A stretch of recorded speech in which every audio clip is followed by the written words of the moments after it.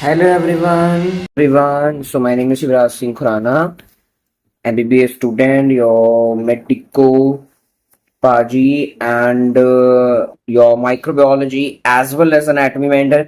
I know ये चीजें सुन के आप बहुत बोर हो गए होगे, बट हाँ जो न्यू है उनको बतानी पड़ती हैं. So please soon low. So in this video I will clear your concepts as well as tell you how to present in exams. So this video is about infectious mononucleosis. So it's a very simple disease, कोई इतना hi-fi disease नहीं है. It is caused by EBV. This is very important. EBV, that is Epstein-Barr virus. So Epstein-Barr virus is a herpes virus 4. कौन सी class का है ये? 4.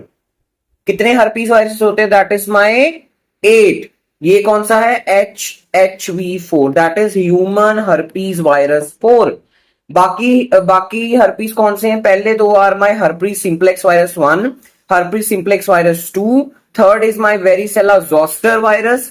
Varicella zoster, HSV1, HSV2 causes genital infections, oral infections, okay? And varicella zoster causes chicken pox. EBV causes infectious mononucleosis. That is our today's video. And बाकी चार कौन से बच गए? That is my next is cytomegalovirus, which causes many systemic diseases. And sixth जिसका कोई नाम नहीं है, that is 6, 7 का कोई नाम नहीं होता, इसको हम बोलते हैं human herpes virus 6 and human herpes virus 7. And 8 is my Kaposi sarcoma associated herpes virus. So this all herpes virus की classification I have discussed in my skin infections. ठीक है, वहां पर मैंने herpes कराया और उसको आप बिल्कुल मिस नहीं कर सकते because it is extra important. तो मैंने आपको बोला कि मैंने herpes आपको स्किन में करवाया, फिर मैं यहाँ पर क्यों EBV पढ़ा रहा हूँ? Because EBV doesn't causes any skin infection. It rarely causes skin infection. It basically causes the respiratory infections. That's why we are studying here only. So attend MCQ, PYQ and clinical case. Thought, if you don't know the whole story, just shut up. Seriously, if you don't know the back story of a person, उसको आपको जज करने का कोई हक नहीं बनता कि हाँ भाई उसने उस बंदे को इसलिए छोड़ा कि भाई वो बंदा ऐसा था, वो बंदी ऐसी थी. You don't know the connection between the two people and you don't have any right to judge that person. So अपना मुंह कई बारी बंद रखना चाहिए, खासकर दूसरों के मैटर्स में. अपनी लाइफ को संभाल लो and then move forward only. ठीक है, किसी को खुद को नीचे गिरा के किसी और को नीचे गिरा के किसी को डिमोटिवेट करके अगर आप खुश हो रहे हो then you are a bad person. Improve that. Okay, सारी जिंदगी सीखना जरूरी है. So infectious mononucleosis, the causative agent is my Epstein-Barr virus, which is belonging to the gamma family of the herpes viridae, and it is a double-stranded DNA. It has double-stranded DNA. It is a double-stranded DNA viruses, and ये 3 तरह के antigens अपने body ऊपर express करता है. That is my latent, early, and late. Latent, not India's Got Latent, not that Samir Aines वाला latent. That show I love, मतलब seriously बहुत मजा आता है देख के, सबको एक बार ट्राई जरूर करना चाहिए. चलो, तो latent antigen, early antigen and late antigen. So latent क्या होता है? Produce during latency. जो हर्पीस की इंफेक्शन होती है, अगर आप ये वीडियो हर्पीस लगा के आओगे ना स्किन में, आपको ज्यादा मजा आएगा. सीरियसली कह रहा हूं. चलो कोई बात नहीं, जिसको नहीं लगाई वो भी सुन लगो कि जो मेरा हर्पीस होता है ना, हर्पीस का जो वायरस है, एक बार इसकी इंफेक्शन आपके अंदर हो गई, इसने लाइफ लॉन्ग आपकी नर्व्स एंड गैंग्लियाज में रह जाना. मतलब एक बारी ह्यूमन को हर्पीस की इंफेक्शन होगी तो it will stay for whole life in your body. Herpes virus ऐसा वायरस, जैसे मैं एज्यूम कर रहा हूं आपकी क्लास में से या नॉर्मल पर्सन में से 70 to 80% पॉपुलेशन को चिकन पॉक्स बचपन में जरूर हुआ होगा, because it is a childhood disease only. ठीक है, मुझे भी हुआ है चिकन पॉक्स. तो अभी हमारे अंदर जिनको चिकन पॉक्स एक बार हुआ है, वेरिसेला जोस्टर वायरस ने उसको इन्फेक्ट किया है, हर्पीस वायरस है, वो अभी भी हमारे अंदर है. इसलिए ये अभी चिकन पॉक्स करता है after when the immunity decreases after 60 years, 6th decade of our life, it causes shingles. ये सब कुछ मैंने आपको स्किन में करवाया. तो बताने की मोटी मोटी बात है कि हर्पीस वायरस हमेशा एक बार इंफेक्शन हो जाए अंदर रहेगा, और अगर फ्यूचर में कोई इम्यूनो डेफिशिएंसी स्टेट होती है या कोई स्ट्रेस वाली स्टेट होती है, any stress, physical, mental, emotional, social stress, कोई भी स्ट्रेस होता है, इम्यूनोडेफिशिएंसी होती है यानी मेलिग्नेंसी होती है, तो ये अपना काम फिर शुरू कर देगा। सो लेटेंट एंटीजन ऐसे होते हैं जब EBV gets into the latency, that antigen produce are latent antigen. Early antigen non structural proteins and late antigen are structural proteins. अगर आपको अर्ली लेट नहीं याद रहता तो आप इसमें क्या याद रख सकते हो, non structural and structural proteins. Obviously, अच्छा ये बड़ा इंपॉर्टेंट है, मैं यहां लेके आया हूं इसको। It is spread through the oropharyngeal contact. Oropharyngeal contact मतलब, ओरोफेरिंजियल कॉन्टैक्ट मतलब वही रेस्पिरेटरी रूट से फैल सकता है, सलाइवा से फैल सकता है, तो इसको हम क्या बोलते हैं, this is very important, kissing disease. Kissing disease, it transfers through the kiss. एक पर्सन इंफेक्टेड है, उसने अपने पार्टनर को किस किया, तो बहुत ज्यादा चांसेस हैं कि उसको ईबीवी हो जाए, दूसरे बंदे को ईबीवी हो जाए। And this is the most important point you should remember, it is known as kissing disease. Because वैसे किस करने से ऑलमोस्ट हर रेस्पिरेटरी इंफेक्शन स्प्रेड हो सकती है, but this only is known as kissing disease because इसकी सबसे ज्यादा प्रेवलेंस है कि ये किस से ट्रांसफर हो। ठीक है, मैं आपको डराता रहता हूं, सॉरी, बट मुझे पढ़ाना पड़ता है, ये सिलेबस है। ओके चलो, so oropharyngeal contact is the mode of transmission. So pathogenesis क्या है, दिस इज वेरी इंपॉर्टेंट कि ईबीवी आपके अंदर जब आता है through the respiratory route, where it attaches to the CD21 और CR2 receptors on the pharynx. देखो कोरोना वायरस कौन से रिसेप्टर्स पे अटैच हो रहा था, दैट वाज माय ACE2। ये कोरोना वायरस मैंने आपको करवा दिया ना, तो ACE2 रिसेप्टर्स पे इट वाज अटैचिंग। ये कौन से रिसेप्टर्स पे अटैच हो रहा है, CD21 and CR2 which are present on pharynx as well as B cells। very important, pharynx में तो जाके वो चलो फ्लू लाइक सिम्टम्स करेगा ही करेगा, और B cells में भी प्रेजेंट है। B cells पर जब ये अटैच होता है, मान लो मेरा कोई B cell है, B lymphocyte मान लो, let it be B lymphocyte, इसके ऊपर मेरा CD21 या CR2 लगा हुआ है, इधर मेरा आके EBV चिपक गया। अब इस B सेल्स हो जाएंगे इमॉर्टल। इमॉर्टल समझते हो ना, मरेंगे ही नहीं, मरेंगे ही नहीं, ये बी सेल्स मरेंगे ही नहीं। अब they become immortal because apoptosis, apoptosis is inhibited. Apoptosis क्या होता है, प्रोग्राम्ड सेल डेथ, कि जब सेल का लाइफ स्पेन पूरा हो गया हमारी बॉडी खुद उसको मार देती है, तो एपोप्टोसिस को ये इनहिबिट कर देते हैं। So release large number of immunoglobulins. अब बी लिम्फोसाइट्स मर ही नहीं रहा, वो क्या करता रहेगा, एंटीबॉडीज रिलीज करता रहेगा जब वो प्लाज्मा सेल्स में हो जाएगा। So many of these are auto antibodies, this is very important, every line is important, many of them are autoantibodies. In this response, this is very important, CD8, that is killer T cells, T lymphocytes, CD8 T lymphocytes are stimulated and appear atypical, very important, and which is a feature of the infectious mononucleosis. B cells ने अब कितनी सारी antibodies release करना शुरू कर दिया, इसकी वजह से T lymphocytes उसको रोकने की कोशिश में आएंगे और वो उनकी शेप ही चेंज हो जाती है, उनकी शेप ही चेंज होती है, वो टिपिकल शेप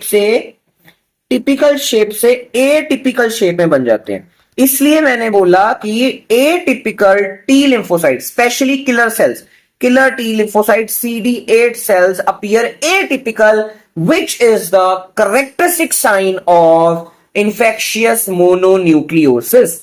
तो एंटीबॉडीज बी सेल्स रिलीज करा, टी लिम्फोसाइट्स उसको काउंटर करने के लिए आ रहा है, इसलिए उसकी शेप डिस्टॉर्ट हो जाती है। It produces a special feature that is atypical CD8 T lymphocyte। So persistent EBV infection induce malignant transformation of the infected B cells and epithelial cells expressing the latent EBV। अब हमारी body EBV एक बार ही आ गया, वो जा ही नहीं रहा, ठीक है, अगर आपने उसको टाइमली डायग्नोस नहीं किया तो बी सेल्स बिकम इमॉर्टल, वो मरेंगे ही नहीं, जिसकी वजह से क्या होगा, it will become the malignant state में हो जाएंगी। So patient comes with the features of multiple myeloma also. Multiple myeloma आपने पढ़ लिया होगा अभी तक, तो multiple myeloma, Burkitt lymphoma, Hodgkin's lymphoma, EBV बहुत सारी ब्लड कैंसर से एसोसिएटेड होता है। So this is the reason. और फैल कैसे रहे, सिंपल से ओरोफेरिंजियल कॉन्टैक्ट से। Usually affects the young adults not children. Kissing disease है, द किस is mainly done by the, अब सभी का ये मेन रीजन क्या है कि मल्टीपल पार्टनर्स, मल्टीपल पार्टनर्स की वजह से क्या होगा कि एक पर्सन जो जिस बंदे को हम जानते भी नहीं है वो ईबीवी से इन्फेक्टेड है, the other person case that person, उसकी वजह से होगा उसको भी ईबीवी की इन्फेक्शन होगी, वो आगे किसी और आगे मल्टीपल पार्टनर्स का मतलब क्या है कि वो नए नए बंदों के साथ ट्राई कर रहा है ना, तो उसकी वजह से क्या होगा वो आगे भी इन्फेक्शन फैलाता रहेगा. So this is that's why it mainly affect the young adults. Characterized by, starting में क्या होता है, फीवर, वही non specific features, fever, headache, malaise, pharyngitis, cervical lymphadenopathy, hepatosplenomegaly and atypical lymphocytosis. This is very important कि जो मेरे T lymphocytes है, जब आप उनकी माइक्रोस्कोपी में उसको देखोगे, पीबीएस बना के देखोगे, पेरिफेरल ब्लड में बना के देखोगे, आपको T lymphocytes will be distorted. अब ये क्या होता है, that is infectious mononucleosis and mononucleosis like syndrome. ये क्या होता है कि एक तो हो गया कि इन्फेक्शियस मोनोन्यूक्लियस एप्स्टीन बार वायरस कर रहा है ना, जो हम पढ़ रहे हैं जिसपे हमारी वीडियो है. एक होता है इसके जैसे फीचर्स आना, कि जैसे इन्फेक्शियस मोनोन्यूक्लियोसिस में फीचर आ रहे हैं वैसे फीचर ही मोनोन्यूक्लियोसिस लाइक सिंड्रोम में आते हैं. लाइक ये वाले features, like atypical lymphocytosis, fever, headache, malaria, cervical lymphadenopathy, pharyngitis, peripheral. ठीक है, ये फीचर्स अगर आ रहे हैं एक पर्सन में बट उसको ईबीवी की इंफेक्शन नहीं है तो हम उसको बोलेंगे mononucleosis like syndrome. Mononucleosis like syndrome की फीचर्स सारे इंफेक्शियस मोनोन्यूक्लियस जैसे हैं but EBV is not the positive agent. तो इसका पॉजिटिव एजेंट क्या होता है, सीएमवी. वेरी इंपॉर्टेंट, अगर एक सिंगल आंसर आपसे पूछेंगे मोनोन्यूक्लियोसिस लाइक सिंड्रोम का मोस्ट कॉमन कॉज है CMV, that is cytomegalovirus which is a herpes human herpes virus 5, which is a human herpes virus 5. और कौन कौन से हो सकते हैं causes, that is my HHV6, that is my human herpes virus 6 and HIV toxoplasma, ये आर्किलेरिया यूकेनिस kit. और इसका तो चलो ईबी पता, बट सीएमवी नहीं आपने भूलना. This is extra important. चलो, next is my infectious mononucleosis atypical lymphocytosis. अब देखो बुखार, सर्वाइकल इन्फ्लुएंजा, हेडेक, मलेरिया तो हर इन्फेक्शन में हो सकता है, बट आप इसको इन्फेक्शियस मोनोन्यूक्लियोसिस और मोनोन्यूक्लियस लाइक सिंड्रोम को सेम क्यों कह रहे हो, because of this feature only, that is atypical lymphocytosis. तो एटिपिकल लिम्फोसाइटोसिस दोनों में दिखती है. This is very important, it is seen in infectious mononucleosis as well as mononucleosis like syndrome. अब आपके पास पेशेंट आ रहा है, उसका आपने पीबीएस करा के लिम्फोसाइट देखा तो दैट बिकम्स एटिपिकल. तो आपके दिमाग में कौन कौन सी इंफेक्शन आनी चाहिए, first it is EBV most common, then CMV, then HIV. India में HIV is very common and HHV6 toxoplasma. ये आपके दिमाग में क्वेश्चन आना चाहिए, डायग्नोसिस आने चाहिए अगर पेशेंट कम्स विद ए, आपने उसका पीबीएस कराया तो एटिपिकल लिम्फोसाइटोसिस अगर दिख रही है. Clinical features, fever, myalgia, hepatosplenomegaly, exudative pharyngitis, cervical lymphadenopathy, rashes following the ampicillin therapy. कि आपने पेशेंट आया उसको रैशेज हुए थे बॉडी में, सॉरी आपने फेरिंजाइटिस के साथ आया उसको आपने एम्पिसिलिन दे दी. हम इंडिया में बिना डॉक्टर, ऐसी डॉक्टर एंटीबायोटिक्स देते रहते हैं, पेशेंट भी एंटीबायोटिक्स का कोर्स पूरा करते नहीं है, वो भी 2 दिन फर्क पड़ता है बंद कर देते हैं, इसलिए एंटीमाइक्रोबियल रेजिस्टेंस हो रही है. वो आपके पास फेरिंजाइटिस के साथ आया, फीवर के साथ आया, आपने उसको क्या दे दी, एम्पिसिलिन दे दी. क्या दे दी, एम्पिसिलिन दे दी. उसको रैशेस हो गए क्योंकि उसको पेनिसिलिन की एलर्जी हो सकती है, पर यहां पर पेनिसिलिन की एलर्जी नहीं होती, यहां पर ईबीवी की वजह से ही रैशेस होने शुरू होते हैं due to ampicillin therapy. Okay, this is important, ये सारे पॉइंट्स आपने करने ही करने हैं. ठीक है, ये आपने ड्रॉइंग नोट्स करना है सारा, everything is important. Table the mononucleosis like syndrome में क्या फीचर्स होते हैं, similar presentation except that exudative pharyngitis, cervical lymphadenopathies absent. Very important, exudative pharyngitis and cervical lymphadenopathies absent. Very important, ये सारा आपको क्लिनिकल केस बनाने की कोशिश कर रहे हैं.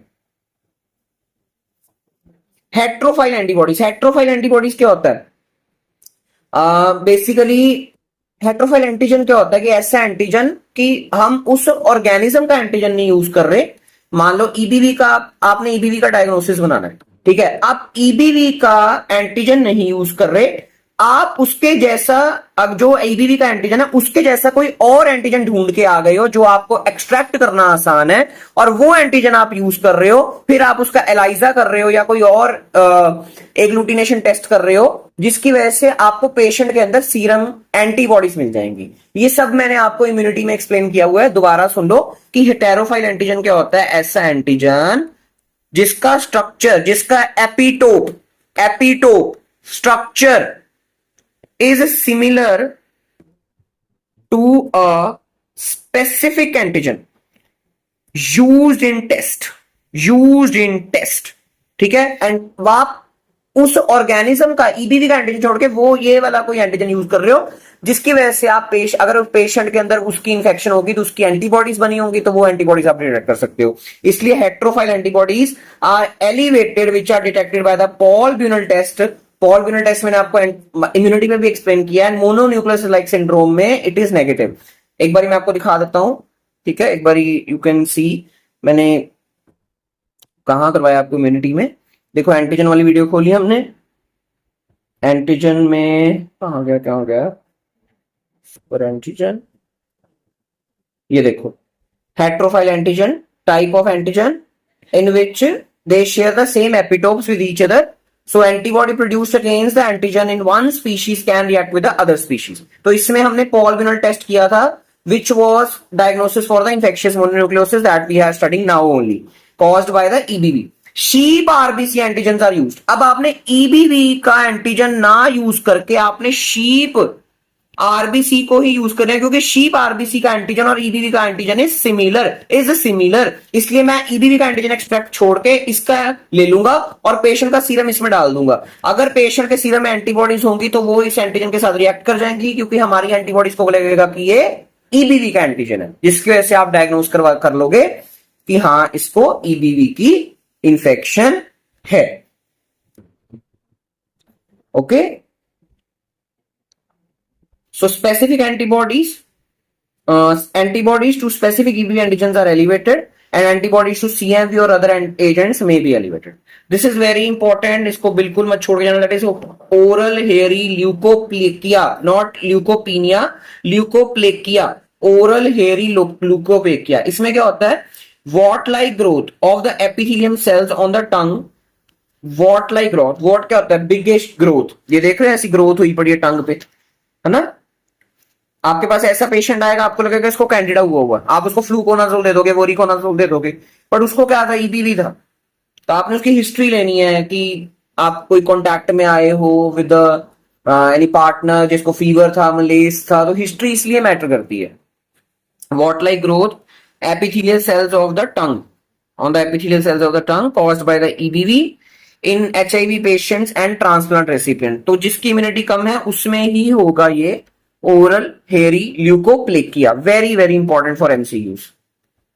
कितनी बारी क्वेश्चन आता है कि ओरल हेरी ल्यूकोप्लेकिया इज कॉज्ड इन, कर ये ईबीवी रहा है ना, बट हो किस में रहा है, HIV patients and transplant recipients में या इम्यूनोसप्रेसिव थेरेपी वाले लेने में। ईबीवी एसोसिएटेड मैलिग्नेंसीज, कितनी सारी ब्लड के cancer which are caused by the EBV, that is most important is Burkitt lymphoma. Most important, ये तो आपने भूलना ही नहीं है ना, कुछ भूल जाओ, ये नहीं भूलना कि EBV is associated with Burkitt lymphoma। बाकी you will learn the details of the Burkitt lymphoma in your pathology only and medicine। Hodgkin lymphoma, non-Hodgkin lymphoma, nasopharyngeal carcinoma। Lab diagnosis तो पॉल ब्यूनल टेस्ट मैंने आपको explain कर ही दिया, which is the most important test, you can't try to miss this test. Paul Bunnell test, heterophile agglutination test, antigen used in the sheep RBCs to detect the heterophile antibodies in the patient serum। Serial dilutions of inactivated serums are mixed with equal volumes of 1% sheep। ये देखो, ये मैंने ऐसी tube ले ली, 4-5 ले ली tube, इसमें मैंने क्या लगा दी, शीप का एंटीजन लगा के रख दिया। ये शीप का antigen is similar to the EBV का एंटीजन। आपने अब पेशेंट का सीरम डाला, पेशेंट का ब्लड डाला, सीरम डाला, अगर इसके अंदर एंटीबॉडीज होंगी तो वो इस एंटीजन के साथ रिएक्ट कर जाएंगी, शीप के एंटीजन के साथ, और इससे हमें पता लग जाएगा कि हाँ इसके पेशेंट को ईबीवी की ही इंफेक्शन है, क्योंकि ईबीवी का antigen is similar to sheep antigen. बार बार बोल दिया मैंने आज कि आपको वीडियो में, फिर भी आप पेपर में गलत करके आओगे ना तो फिर भाई चुल्लू भर पानी में डूब मरो, seriously. So EBV specific antibody detection is by ELISA और इनडायरेक्ट इम्यूनोफ्लोरेसेंस, ये तो आपको पता ही है, हर कोई भी लैब डायग्नोसिस आए उसमें आपने एलिसा पीसीआर डालना ही होता है, ये आप इतने अभी तक समझदार हो गए होंगे। So antibodies to viral capsid antigen, कौन कौन से antigen we use? Viral capsid antigen, early antigen and Epstein Barr nuclear antigen. Real time PCR and viral culture for only research purposes. Treatment, supportive treatment and acyclovir for oral hairy leukoplakia. बाकी आपने supportive treatment देनी है कि आप उसको cancer तक नहीं progress करवाना आपने। Short note on EBV 100 times asked, और इन्फेक्शियस मोनोन्यूक्लियोसिस, और इन्फेक्शियस मोनोन्यूक्लियोसिस पे 100 बहुत बारी पीवे खोल के देख लो, मैंने अपनी तरफ से नहीं बोल रहा। EBV begins infection by attaching to which receptor? देखो नंबर्स आ गए कंफ्यूज, सीरियसली मैं खुद कंफ्यूज हो जाता हूं, आप तो फिर अभी बिल्कुल स्टार्ट में हो। तो हम दोबारा देख लेंगे, that is CD21 and CR8, है ना, CD21 एंड CR8। देखो नंबर दिया है, 12 दे दिया, 1 2 दे दिया, इट वॉज 21, आगे 2 6 दे दिया, कंफ्यूज देख रहे हो कैसे कर रहे हैं। 32 तो बिल्कुल नहीं होगा।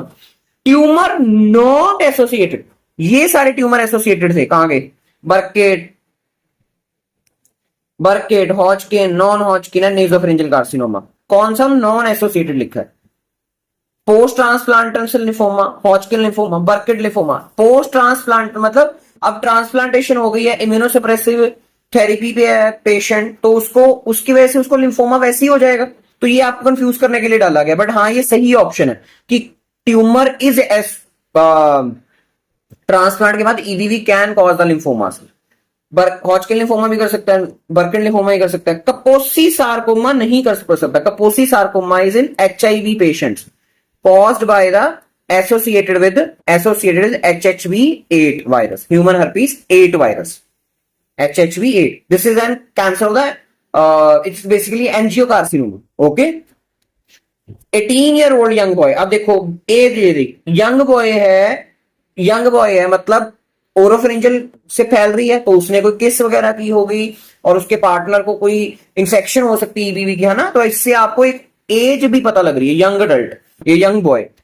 Present with headache, fever, rashes, malaria, pharyngitis, hepatosplenomegaly, enlarge cervical lymph nodes, peripheral blood examination. देखो ये सबसे इंपॉर्टेंट लग रहा है, पीबीएस आपने करवा के देखा, ब्लड लिया, उसमें आपको एटिपिकल लिम्फोसाइट्स दिखे, ये सबसे इंपॉर्टेंट पॉइंट है please. What is the probable diagnosis? तो सिंपल, खत्म। बट हाँ एक इंपॉर्टेंट क्या चीज है, अब आपको एटिपिकल लिम्फोसाइट्स दिख रही हैं, एटिपिकल लिम्फोसाइट्स दिख रहे हैं, तो एटिपिकल लिम्फोसाइट्स आपको दोनों में दिख सकते हैं, चाहे वो इन्फेक्शियस मोनोन्यूक्लियोसिस हो चाहे वो मोनोन्यूक्लियोसिस सिंड्रोम हो। बट एक चीज बड़ी इंपॉर्टेंट इधर है, ये वाली, दिस इज इंपॉर्टेंट, कि exudative pharyngitis and cervical lymphadenopathy is absent in mononucleosis like syndrome. तो इधर तो इस केस में तो क्या है कि उसको फेरिंजाइटिस भी है और सर्वाइकल लिम्फेडिनोपैथी भी है, तो इससे हमें पता लग जाएगा कि इसको ईबीवी है, दैट इज इन्फेक्शियस मोनोन्यूक्लियोसिस है, नॉट मोनोन्यूक्लियोसिस लाइक सिंड्रोम है। क्योंकि मुझे यहां पर क्या दिख गई है, क्योंकि मुझे यहां पर एक्सुडेटिव फेरिंजाइटिस दिख गया है and cervical lymphadeno, that is cervical lymphadenopathy दिख गई, तो मुझे पता लग जाएगा कि ये इन्फेक्शियस मोनोन्यूक्लियोसिस है, that is caused by my EBV. तो देख रहे हो ऐसे आपने डायग्नोस करना है। कितना मजा आया आज हमारा, मुझे तो बहुत मजा आया पढ़ा के, सीरियसली कितने सारे कंसेप्ट है इसमें। तो इसको आप प्लीज, आप ऐसी वीडियोस तो अपने आसपास वाले बंदों को बोला करो कि लगाया करें, ऐसे रट्टे मारने का विदाउट एनी कंसेप्ट कोई फायदा नहीं है, ठीक है। So this was all about today's video. अगर अच्छी लगी हो तो कमेंट करो, अगर बुरी लगी हो तो भी कमेंट करो। Please share if you like my content to your juniors, to your seniors, to your batchmates, to your friends or different colleges, and please be kind to humans, animals and environment. Thank you. Bye bye.